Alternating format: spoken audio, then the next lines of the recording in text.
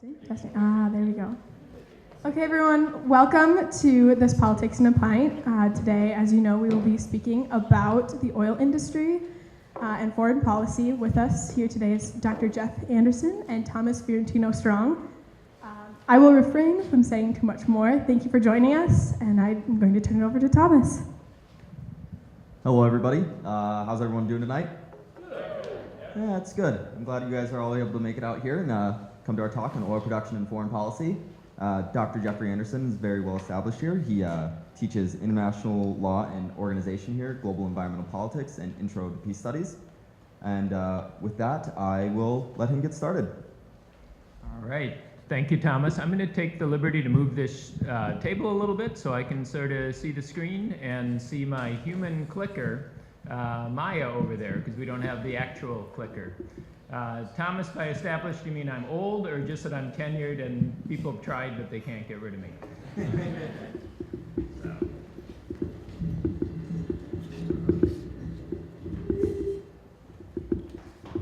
Okay. All right. So I'd like to start out this talk. It's on oil and foreign policy with just kind of a little word association. So you all have to do the work first. So, when I say oil, what words come to your mind? Saudi Arabia. Koch brothers. Koch brothers. Resource curse. Resource curse? Interesting. Mm-hmm. Latin America. Latin America. Republicans. Republicans. Money. Oil spills. Conflict. We'll see how many of them we get to, but I think we'll get to touch on some of those for sure. Some of them definitely involve oil policy or foreign policy, which is the focus of my talk. There's of course a lot that can be said about domestic policy as well, but most of the time that I spend on domestic policy will be when we explore those linkages between foreign policy, such as trying to make sure we got cheap oil. And domestic policy, such as keep the people that elected you happy. All right, I need to log in again here. Hold on.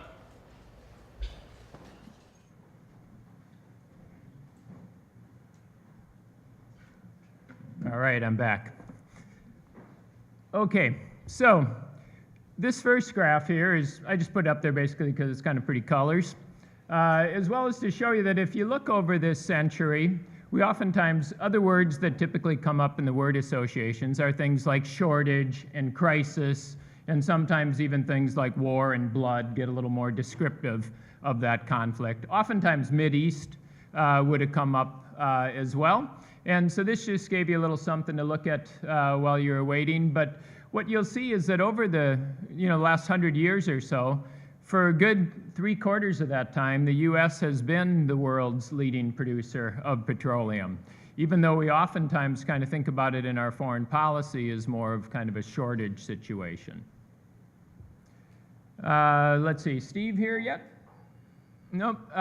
This is just a little, there's a couple caveats that I want to start the talk with. Number one, I'm going to give you kind of like a journalist's account of foreign policy and its relationship to oil.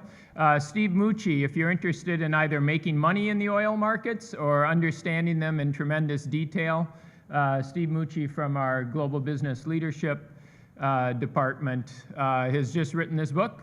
It's out in October of 2017. He's a regular attendee here, and I imagine we'll see Steve come in a little bit, I hope. So that's a new book if you want to really drill down into understanding the political and market risks of oil production. Okay. This is also one of the risks of oil production, is that it ends up being hard to predict. This is Michael Clare, Blood and Oil. So you see it deals with some very significant things like war, but if you read the subtitle, The Dangers and Consequences of America's Growing Dependency on Imported Petroleum. All right? That was written just in 2004, so things cycle around, but if you followed the newspaper in the last few days, indeed the reports are just the opposite, that due to a supercycle in North American shale, the U.S. is going to resume its position as the dominant producer in the world of oil and gas, and indeed we're going to go to a net exporter. All right, we've reached net imports as high as 60% as recently as 2005. Aha, yeah, there's a complicated graph for you that will be on the exam. And what you'll see there is those of you who are older or have studied history, you might know about the 1973 oil shocks. If you look at that map and try and go across to 1973, you see the blue line represents kind of the average adjusted price for gasoline. And even though 1973, anybody my age or older is basically like, oh man, that was bad. But you'll see it doesn't even take the price up to the average price. So oil it's complicated because we're so sensitive to it, and then at times we can be vulnerable to it, meaning that it can be very costly. But we experienced shortages there, and certainly we had price hikes, but we were experiencing cheap oil and gas at that time. The 1981 one is after the Iranian hostage crisis and other issues in the Middle East. And then what we tend to forget about, if you look after that 1981 average of $3.51, what you see after that is about a 20-year period of sort of low oil prices. We tend to forget those. So oil's always a mix of gluts and shortages. But we tend to focus more on the shortages. And then we see, recent spike hikes after the war in Iraq started in 2003 in Iraq. And then you see the fall and the recession, but then you see it go back up to its peak in 2012 and then heading down after that. So oil connects to other things. Nobody said climate change, I guess, with it or whatnot, but it connects to a lot of different things. Certainly this week when we've had our students at the climate change conference, it connects to things like climate change, but also general livability. Okay. So this is an old graph that I put in there from a few years back, and you see it has the big question marks, as I mentioned just a couple days ago. The question marks are kind of gone now.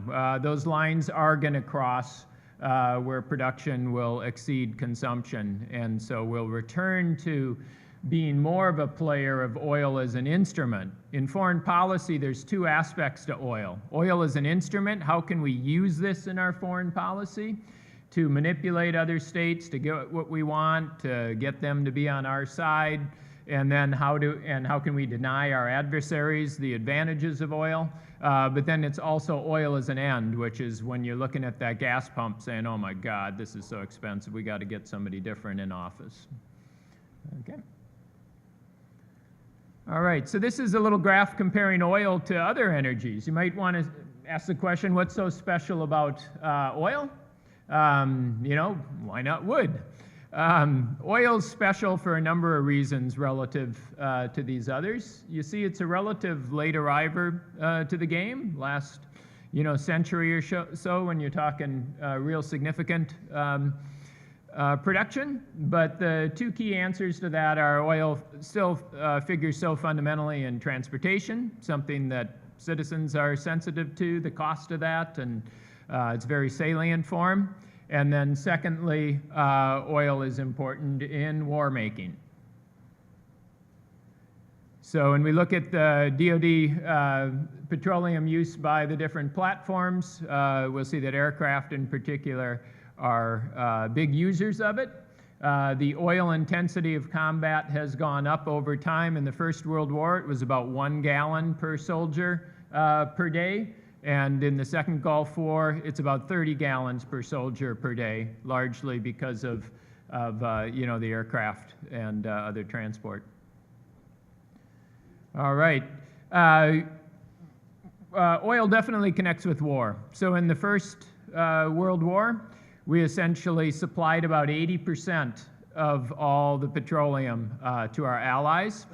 If you remember back to that one that showed like coal and wood and that, our ships originally ran on coal, and it was really important in projecting power into the Pacific because they ran on eastern coal. The western coal didn't work.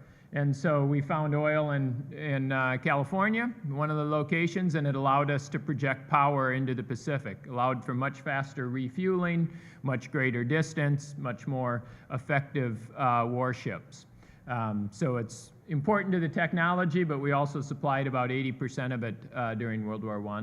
And now in World War II, if you look at some of the Germans' decisions and the Japanese decisions, their responses to that they were largely shut out of the major oil supplies. So it's very important strategically there.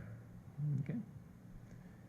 So the first one kind of referenced the German side, but then on the Japanese side, we had the embargo, and then basically 5 months later, you get Pearl Harbor on December 7th, 1941. Some pretty important statistics there. You see that when the war was going better for Japan, 1943, they had kind of their peak supplies in terms of the oil fields that they captured and our inability to sink those ships. And you see by later in the war, 1944, sinking 86% of their ships, and you basically dried them out on oil by the end of the war. So oil connects to direct foreign policy issues like wanting to win that war. Okay. All right, so now we move into the post-World War II period, and this is kind of interesting. That's a signed memo from Harry Truman recognizing the newly announced state of Israel. And why this is in here for oil, it was over, he went against the wishes of the military, he went against the wishes of the CIA, and he went against the wishes of the State Department. Because the idea was that this was going to create real problems for us, because already now oil, the oil that was readily available was shifting from the U.S. Venezuela, so in the 1930s, the U.S. was the #1 producer, USSR #2, and Venezuela #3. Already in immediate post-war era, it's shifting to the Middle East now. And so they were concerned that by recognizing Israel, you would lose support with Arab nations, you would open them up to the Soviet Union and give them access. All right. So yeah, oftentimes people might talk about the Israeli lobby. There's also sometimes what you would call a petro lobby. All right, they're trying to balance these concerns in the Middle East for our support for Israel, but also to maintain good relations with leaders so that the free flow of oil or oil flowing in a way which we like continues. All right, so this is kind of a tension in foreign policy. All right, the fact that oil production, the oil industry, started in significant ways in the U.S. These are, of course, big multinational companies, but 5 of the 7 sisters had their origins in the U.S., except for Royal Dutch and BP. So we are the nation of origin for this big global industry that now has companies whose production far exceeds the GDPs of so many countries. Okay. All right, here we are, post-war period again, trying to kind of navigate this oil that's now being found in the Middle East. This is a little cartoon. If you look on the can, it's got Anglo-Iranian oil, the Anglo-Iran oil company there.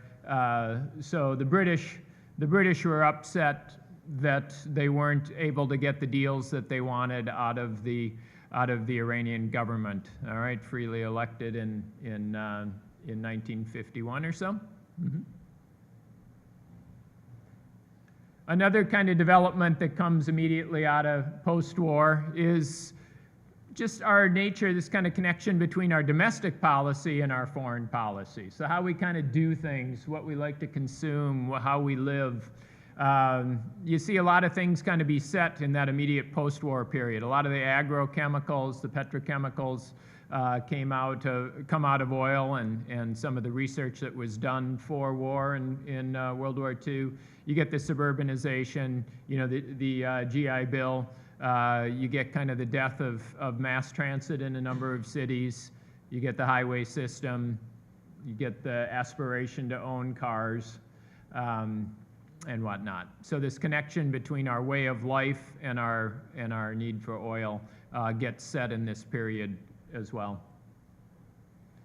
And that one just kind of reinforces some of that the decisions we made regarding transport policy affect the amount of oil one needs, and then this possible connection between needing that oil and then needing to intervene militarily. So on the flip side, people wonder if now that we're an oil exporter, if those planes won't have to fly anymore, if they'll make our foreign relations in these oil-producing regions nicer.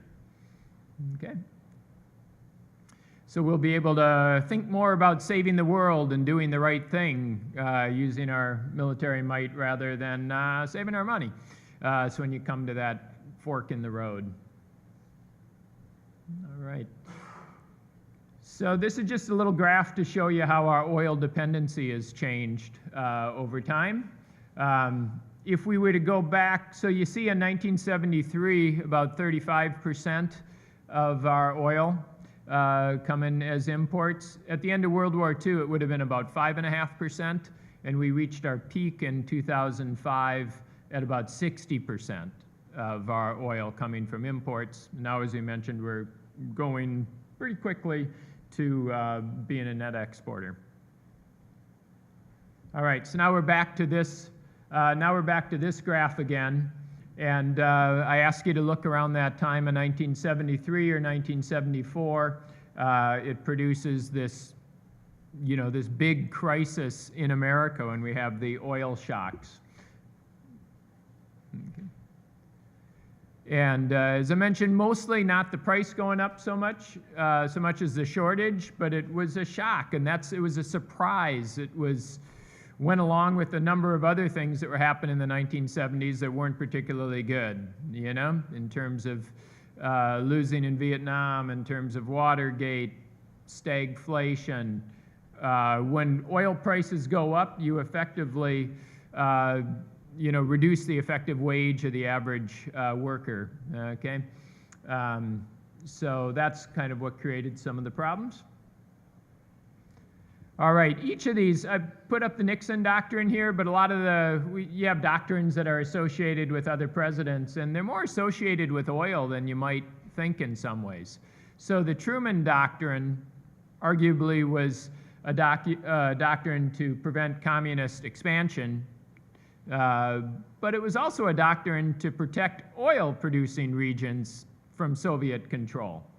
Okay, so you can't look at that. The Marshall Plan, yes, it supported Europe, but it also about 10% of that was used to purchase American oil. So the Truman Doctrine, the Marshall Plan, the Eisenhower Doctrine, lesser known in this part, but it basically was support for sort of authoritarian states in the Middle East that weren't going sort of the nationalist route, which would threaten to nationalize oil. So we'd support you militarily and whatnot. And then so we come up to the Nixon Doctrine here, and now we're embroiled in Vietnam.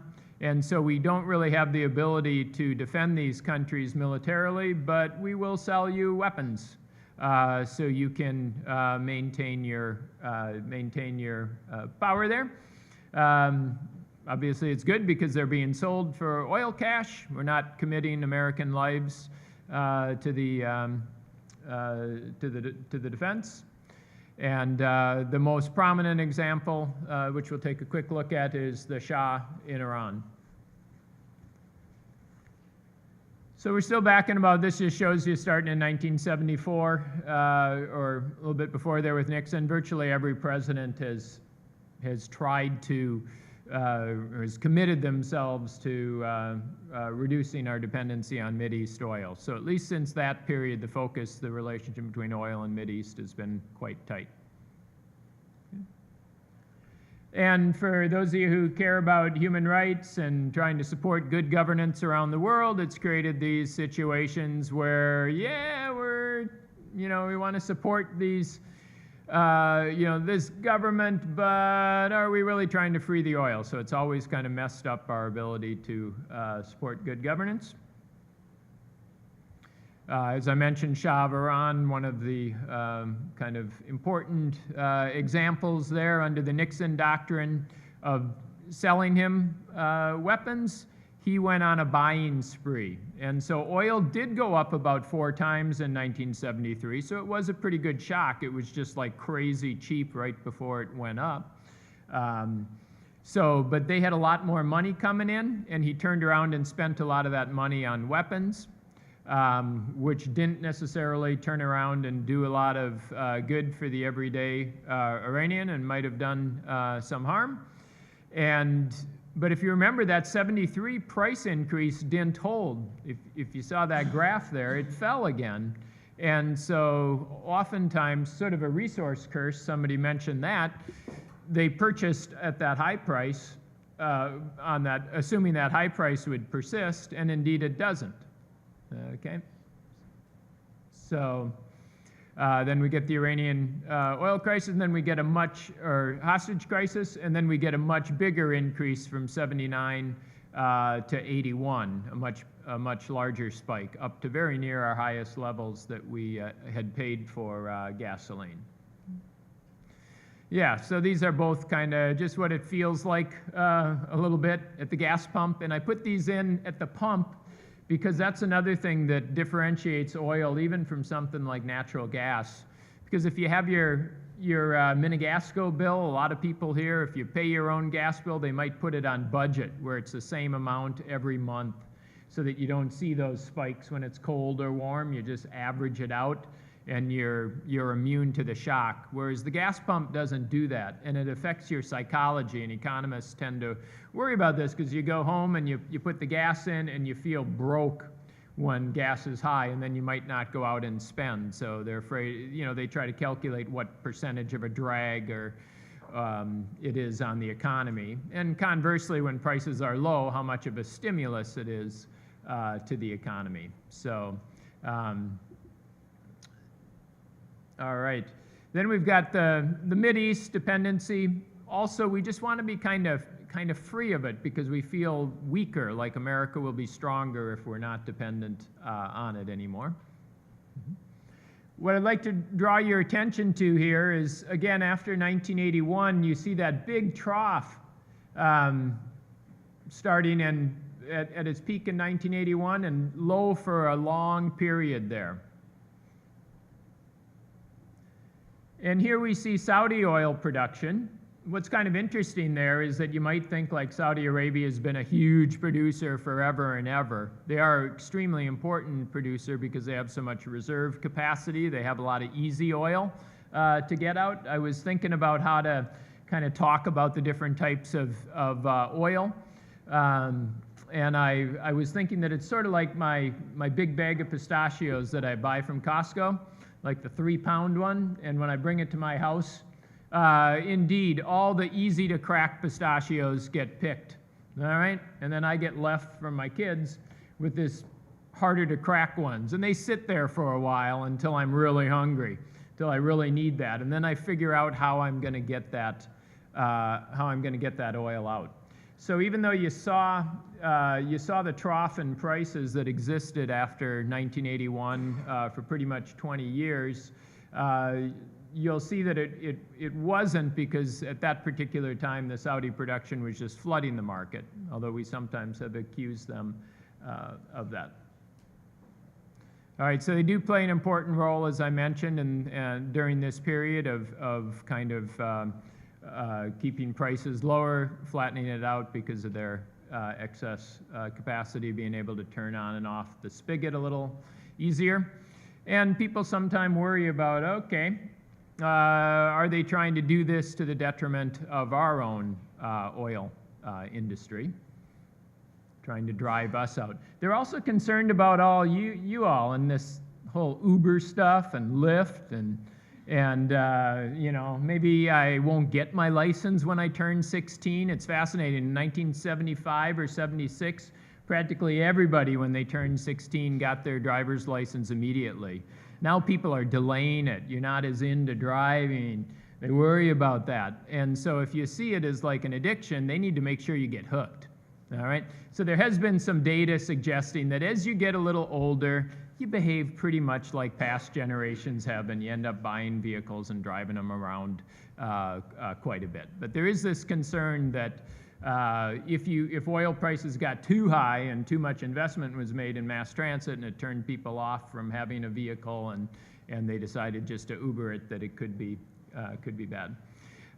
This slide just, don't worry about the words, but just kind of raising that question between, was there a connection between Bush's decision to invade Iraq in 2003? Was that all about the oil? Some people say that. And I think it's a lot, you know, causation's really hard with dealing with anything like oil and foreign policy, saying this caused that.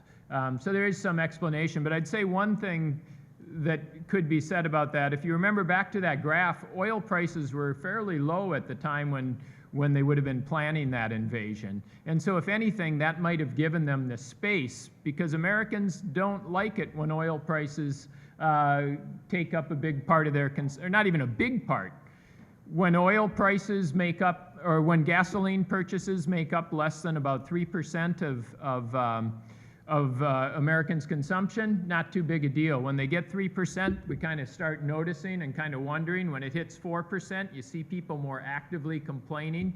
You can do all content analysis on this. You get up to like 5 or 6%, and all of a sudden they're, you know, really mad. Truckers are mad, or there's, you know, almost, you know, people are yelling at oil companies, and they're unhappy. Okay. So the fact that oil prices weren't real high in 2003 maybe made it more possible to try this neocon experiment in the Middle East. If oil prices had been exceptionally high at that point, you might have thought, well, it's too risky to do anything at this point. All right. This one is, that's really grainy. That's from 2005.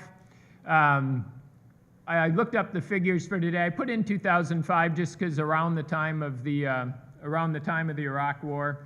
But now, if you look as recently as August of 2017 from our U.S. Energy Information Administration, the top 5 are Canada, Saudi Arabia, Venezuela, Mexico, and Iraq in that order. And Canada to the tune of about 4 times as much as Saudi Arabia. So, all right. So at 2013, you can see that spread becoming a little bigger. Okay. All right. And these are just a couple things that might be on your mind. Sort of the revolution in shale oil. What we mentioned is moving the U.S. into the foreseeable future as being the dominant producer. Yep, so both up in the Bakken and in Texas. And of course, this is just a little schematic of the kind of the 3 technologies that came together for this kind of North American supercycle. Most of those cycles you saw in oil production before are probably more the result of investment and disinvestment in petroleum. So the low oil prices in the 1980 are a response to the investment in oil in the 1970s when oil prices were higher, and then when those came online in various parts of the world, the Gulf, the North Seas, the North Slope oil, all that contributing. But here you got horizontal drilling, you got the fracking, and in order to locate those pools, you got better seismic imaging. So some people call it a revolution, but if you remember that graph, when we have been in this situation before where the U.S. has been the dominant producer, so it's kind of a renaissance moving back to that. And this is the one that I'll end with, just to hopefully get some response from Thomas and some thoughts from you all on, okay, where are we heading? This is just a graph of U.S. liquid fuels. more kind of perhaps accurate way to think about it, because you can have some of that liquefied natural gas, which is becoming important. You can also have biofuels and also the crude oil. But if you were to look from about 2008 to now, it's almost roughly doubled our production in that time. So lots of questions you could raise. What's this going to mean? What does this graph alone here kind of mean for what's our foreign policy going to look like? How is it going to be different when we become a exporter rather than feeling dependent and vulnerable? So, and I'd like to introduce Steve Moochie. I put your book up there. Can you pull it back there? It's the very second slide. I thought you might be here early, so I wanted to put in a plug that if any of you read Freakonomics, you know it might be written by two Stevens. I'm not a Steven, I'm Jeff. But the Stephen Dubner is the journalist who gives kind of the overview, and Stephen Levitt is the economist who's got all the details. And so that's Steve's book that just came out last month, right? Yep. And so he's kind of more like the Levitt of the bunch there in terms of if you have specific detailed market questions, Steve might be able to help us out in answering those. All right. So, Thomas. That was a really great presentation, Dr. Anderson. Now I'd just like to take the time here, and by all means, everybody who is out in the audience, please feel free to write down your questions or and just hand them over to someone who's working with the McCarthy Center. They'll bring them up here, and I'll be happy to read them for you. In the meantime, I have a few questions to ask you. So since 2008, some of our proven reserves have increased by about to the tune of 90%.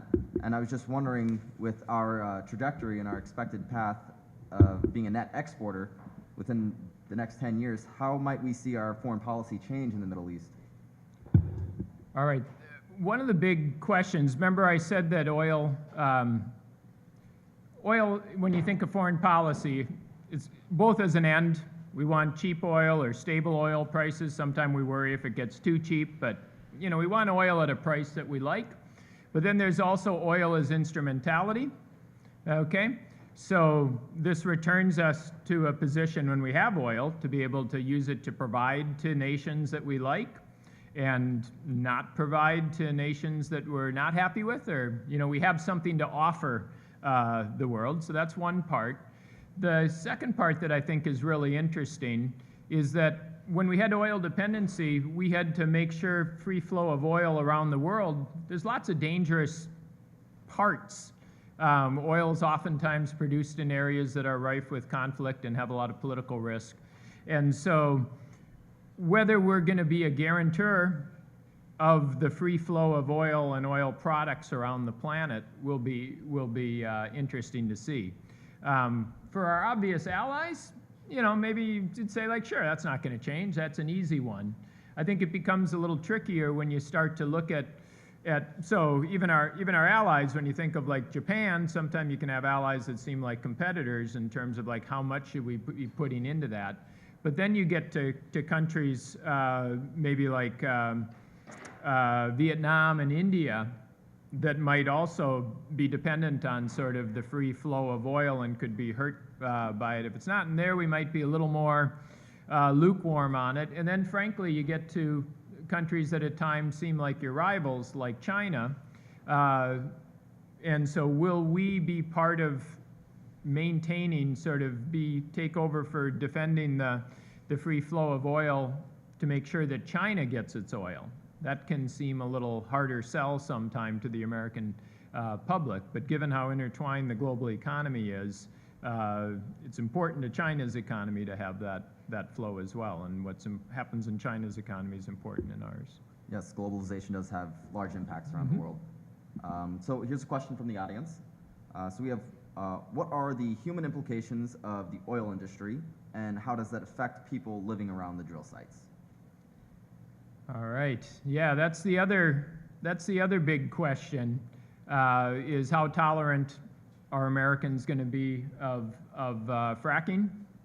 I don't know if anybody has access to polls. I know even up to 2016 there were some kind of growing concerns about fracking in public opinion polls, and so you have the fracking side, and then of course you have the pipeline side as well, and I think that's going to be interesting to see how it plays out. Now, related to that in some ways is the Trump. Basically, how important is the Trump policies going to be, kind of deregulation and seemingly friendlier to the oil industry, and how much of a shift is that going to make? But I think if you look at the increases that you saw even under Obama's presidency and whatnot, that I think the industry as a whole, I would say its future responds much more to the market for oil than it does to the level of regulation on it. I don't know if you have thoughts on that, Steve, but well, I'll just say this. Maybe we should make clear to those people who are not familiar with fracking that the environmental problem with fracking is twofold. One is it tends to create mini earthquakes because of the enormous amount of pressure underneath under the ground. That's how they basically fracking is the fracturing of the rock so the oil can flow. The other thing is, what do you do with all that water that you inject into the well? It's now contaminated with certain heavy metals and other things that might be in the soil. And so, with that, you then have to decide where that water is going to go. One possibility is just to re-inject it back into the ground, and the drillers and the frackers say that they inject it so far back down underground that it's going to never interfere with the water table. So you don't have to worry about it potentially harming your water supply if you get your water out of a well. But the proof is in the pudding. Mm-hmm. And right now there doesn't seem to be any evidence that there's any real problem with water contamination. But I believe it was in Oklahoma that they finally had to reduce the fracking rate because they were having some of these earthquakes they were having on a daily basis, and they had to back off, even though it was sort of the lifeblood of their state, right? The production of oil in Oklahoma is a big deal, almost as big as it is in Texas. yeah, there's also kind of an interesting consumer right to know part of it, because since those chemicals are sort of proprietary and whatnot, you oftentimes don't know what chemicals exactly are being used in it. So it's kind of like, seriously, we can't know, what it is. So then you don't really even know what to look for. And Yeah, and the department that's tasked with regulating them as well, OSHA and such, very loose regulations on them because they don't have the manpower to enforce many of the regulations. And so that does play a role in public opinion and how the fracking process affects the environment. But moving on from that, another question from the audience. So is it better economically and environmentally for the United States to play a role in attaining oil in a more environmentally friendly way compared to countries like Russia, particularly in a region like the Arctic? So if I understand the question correctly, basically that if we can produce oil, that'll kind of offset the Russians' need to do that, because otherwise we don't get to control the way Russia, produces their oil. Yeah, it's essentially like the idea that we have some control, or we have a better control over the way we deal with our oil compared to, or we are a little bit more concerned with the way we do it. And is that, do we have kind of a responsibility to utilize that and like encourage other countries to work in a similar way from an environmental standpoint? Yeah, I mean, that's a great question, I think. Back to my pistachio thing, like I mentioned, the easiest, do we have a responsibility to try and crack the easiest pistachios? Because this oil that takes more work, but more work can also mean more environmental harm, because the frontier of oil gets pushed out either into jungles or into indigenous lands, or just simply the fracking practice, like Steve mentioned, in order to get at that tight oil ends up involving more chemicals. So part of you, if you were rational and you controlled all the oil, you'd be like, all right, let's take out the oil that has the least sulfur. You have all those issues as well. You do it that way. But unfortunately, it's spread across all these different, different nations. And so you have like the tar sand oil, which of course people have concerns about that. So I don't know what to say on that in terms of whether there's a moral responsibility that we ought to frack. I'm a little bit hesitant to. Well, and I know that like in the Arctic, there's countries like Russia and China are trying to move into the region to do more research on oil and what's under all of that water. And as that ice melts, there's more concerns of how does the U.S. respond to that. So from a foreign policy standpoint, it's kind of, I was just kind of wondering if we should be more involved in that region in terms of responding to that environmental change, or if we should kind of let countries like Russia take the lead on that. I would definitely encourage, classic international negotiations to try and have good governance in this new frontier of the opening Arctic. And we've had to deal with that before, like in Antarctica, with the treaty. But I'd be supportive of them doing all they can to get good governance there. I had a bunch more slides, some of which I didn't get to, did involve like China. But when you mentioned like Russia and China, China, there's I think a couple things that would explain or contributed to that higher oil price that we ended up getting around 2005 to 2008, and then dropping for a little bit and then back up. And that'd be certainly the emergence of China, and basically just that glut of cheap oil from about 81 into the 2000s. So China will be getting more of its oil from pipeline from energy needs from Russia. And then also China has, of course, been involved in Africa, which leads to another interesting sort of moral question there, because my understanding is that some African countries prefer to deal with China because there's less conditionality on human rights and good governance. They might bring a little more infrastructure as well. And even though, I certainly hope, my peace studies students end up being, committed to human rights and whatnot, with the legacy in Africa, it can be seen as kind of imperialist and colonialist past. So it's kind of refreshing sometime to not have that. But so China's comes under pressure here sometime for who and how they're dealing to get their oil in from Africa there. Kind of in another question from the audience, in a similar kind of playing off that too. So how has the U.S.'s approach to the oil industry changed under the Trump administration? And how will that foreign policy approach affect our relations with other oil power countries? Boy. Steve, I don't know if you want to, I'm thinking of like, part of me is thinking of like oil and natural gas and coal and that, but. Well, a few things come to mind. One is that under Trump, he just rescinded an executive order authorizing, in fact, mandating that oil companies disclose what they pay in the way of what are called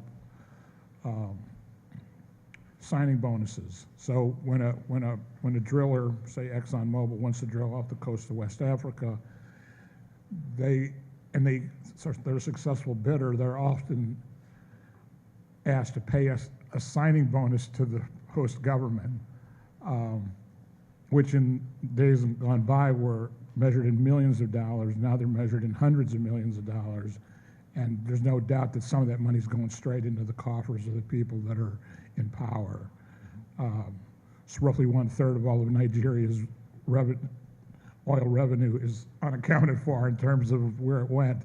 And there's even evidence that it wound up in Swiss bank accounts and in other banks around the world. So that's one thought. And that will make it easier, I suppose, for oil companies to operate in those countries because they no longer have to be governed. They no longer have to be governed by that requirement for disclosure, which a foreign government, particularly one that's intent on rent seeking or gathering some portion of that income for their own personal use, is not going to do business with an oil company that's subject to a disclosure agreement like that. So, I mean, that's a Trumpian Republican type policy. Coal, he can't do much about. I mean, he promises that he's going to bring coal back, but coal is 4 times more. It emits 4 times as much carbon dioxide as say natural gas. It's more expensive to produce now per BTU, let's say, than is natural gas. So he can talk all he wants about what he's going to do to bring coal back, but it's not going to happen. So those are just 2 policies that I can think of. Yeah, and Steve, you can correct me if I'm way off here, but so it was under the Obama administration, correct, that crude oil became open again to export? So part of the shock in 1973 was that we restricted the export of crude oil, essentially outlawed it, but oil products, gasoline was able to be exported during that whole period.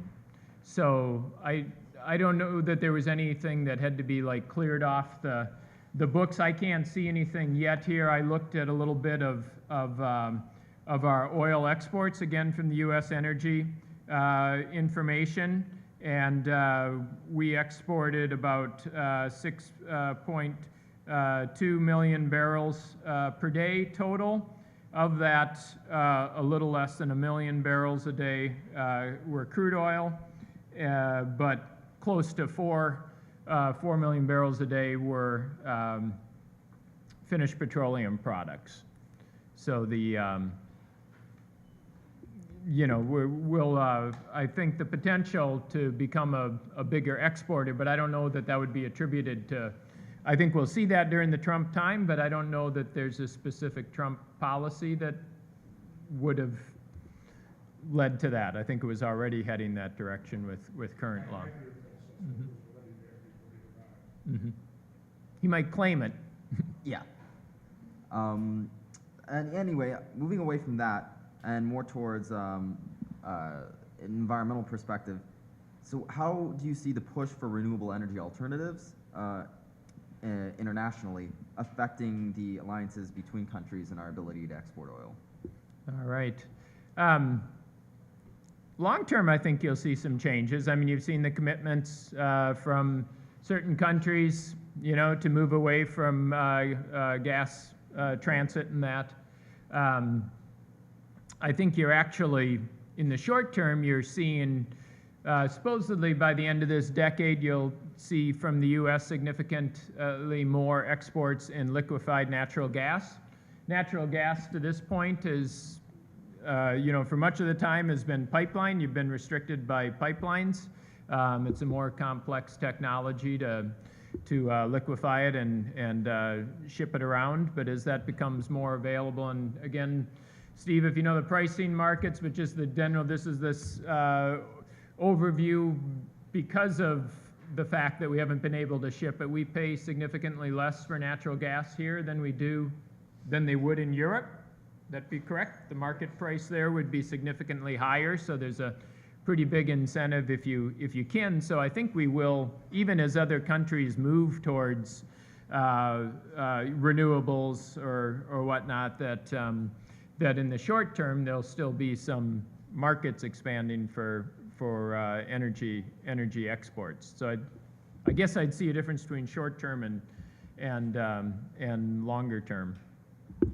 Okay, so you're saying in the long term we'll probably see oil exports maybe decrease, but in the short term and for the foreseeable future they will increase. Yeah, so I think people think with some of these policy changes and some of the movements that this kind of year of peak oil might come a little sooner if they're serious about them and move down, but that I don't think it'll be an abrupt cutoff, and I don't think we've hit it yet. Okay.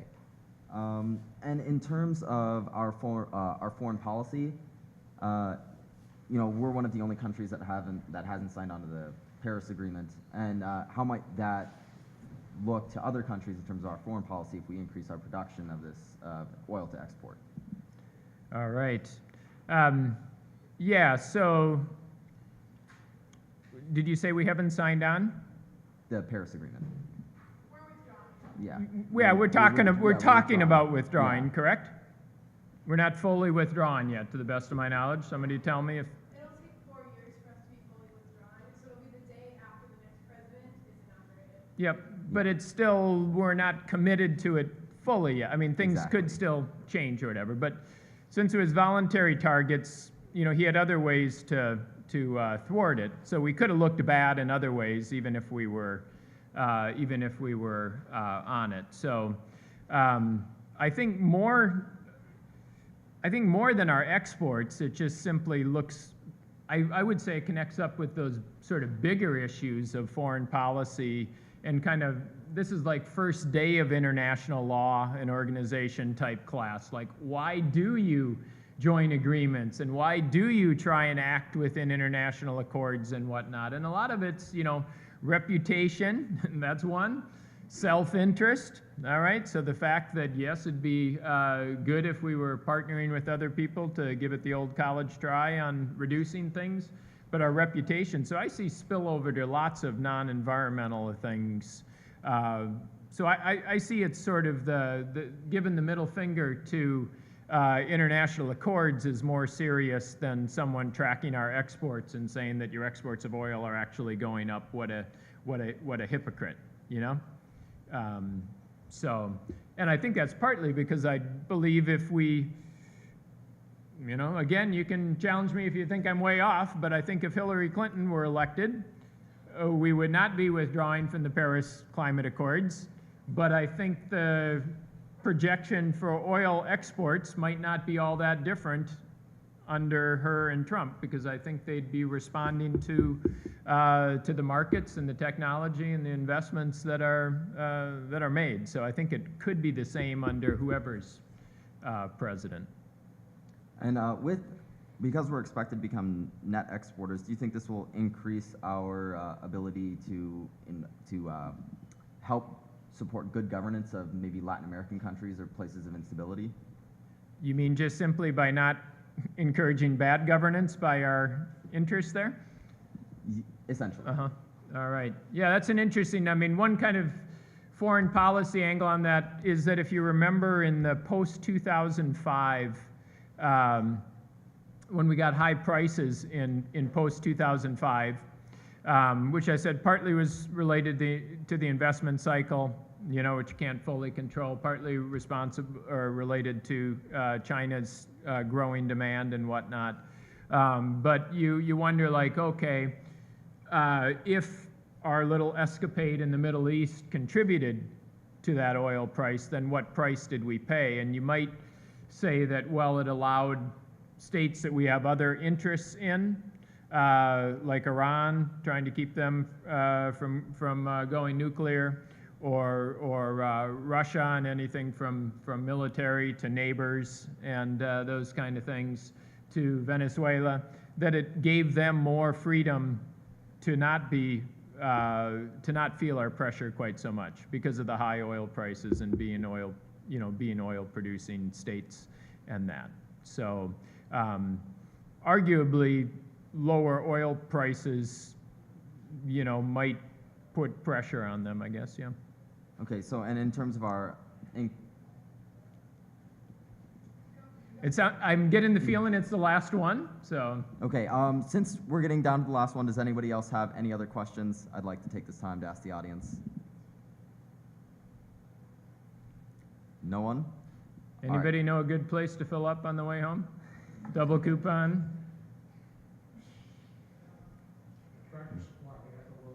Tractor Supply, all right. You learned something here today on petroleum and domestic policy. Fill up at Tractor Supply. What's that? take your bike, that works too. So, well, thank you all for coming out. I appreciate it. Thank you all. You've been a great audience. Thank you, Dr. Anderson, for coming. And pleasure. thank you to Steve Moochie. And I wish you the best of luck with your book and hope it sells well. All right. Thank you.